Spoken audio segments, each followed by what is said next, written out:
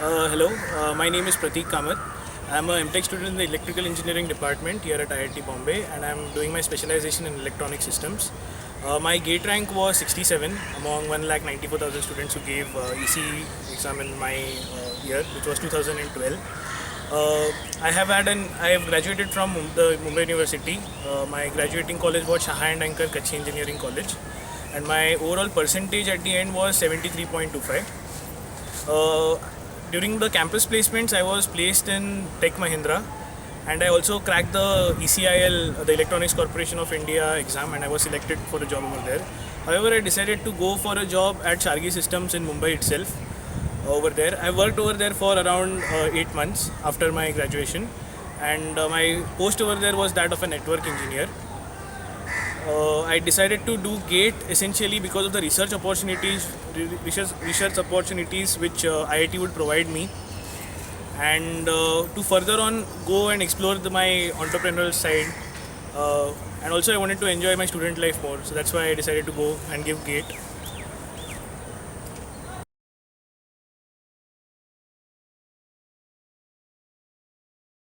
So why GATE? During my college time, I had also given the CAT exam, and I scored around 98 percentile in that. I was interested to go for a management degree as well. Essentially, during my final year in college, I was involved in management. I was the head of sponsorships for my college for all the festivals, and we did a pretty good job over there. But at the end, while going for an MBA, or rather while just applying for those colleges, I just evaluated the options which I had in mind, the management aspect and the technical aspect which I had in my final year project. I just evaluated these two things for me, and I found that I would enjoy the technical aspect of things more. That is why I decided to go give a chance for GATE as well, go into a technical company. This is how I went ahead and gave GATE.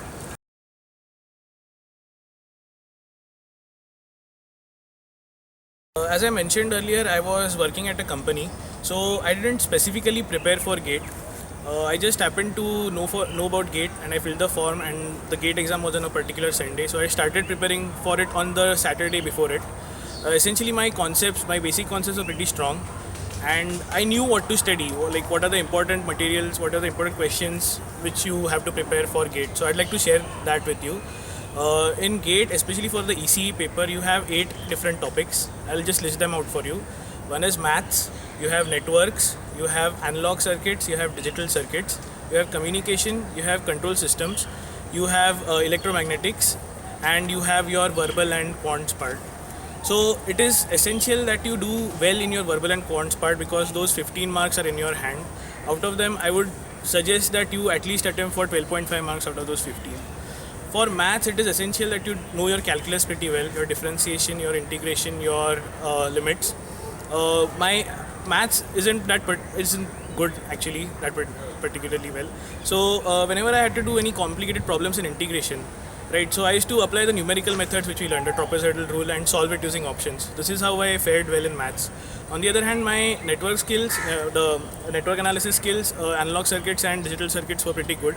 And I assume that the people who are watching this video, their basics will be good in that as well, because the networks part, the analog circuits part, wherein you have the op amps, and digital part, wherein you just have to evaluate K maps and know your gates pretty well, the NAND gate, the AND gate. So many people have these basics already formulated. So these are pretty good. In the communications part, I knew the important points would be just to learn about the formulae for AM and FM, just the basic formulae, which is given in standard text. For electromagnetics, I referred the text which was recommended by my university, and I just noted the important formulae from there. And that's it. That is how I prepared. I just read through the important stuff, and I decided to go for the exam, and that's how it happened.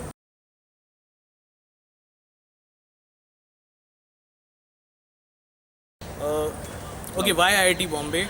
I am a Mumbaikar, so naturally IIT Bombay was the first choice which I had, irrespective of the other options. Also, IIT Bombay, the electrical department in IIT Bombay is pretty reputed throughout the world. Actually, the faculty are world class. The instruments which we have, the resources which we have at hand are world at a world level, and also there is very less red tape involved. So if I have to do a particular project, I can instantly get all the equipment which I need for that project immediately. I don't have to go ahead and take 40 signatures of 40 different people. So that is why I decided to come here at IIT Bombay.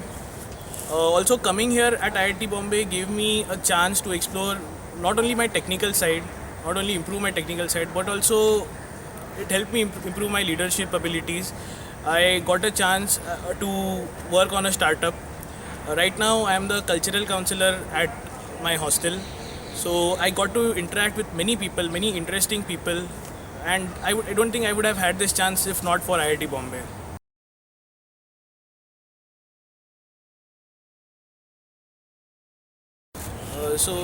The prospects at IIT Bombay are varied. When you come to IIT Bombay, you have a lot of options in front of you. For example, let's go with jobs firstly. I personally was selected for the Goldman Sachs interview as well, the Credit Suisse interview, and finally I got selected in Intel, uh, which was pretty awesome.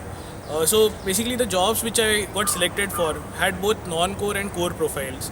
I could have gone into investment banking, I could have gone into risk analysis, I could have gone into analog design, I could have gone into circuit design, embedded software design. So I get a variety of jobs at hand. So say if I am confused at the beginning to go whether to go for a technical job or a non-core job or something like that. So I can just come to IIT Bombay and explore the various aspects which I have. I can either polish my non-core skills, my leadership abilities, as I said earlier. I can polish my speaking. I can polish my people skills, as well as your technical side. You can improve your technical sides to a level which I don't think even you believed you had earlier.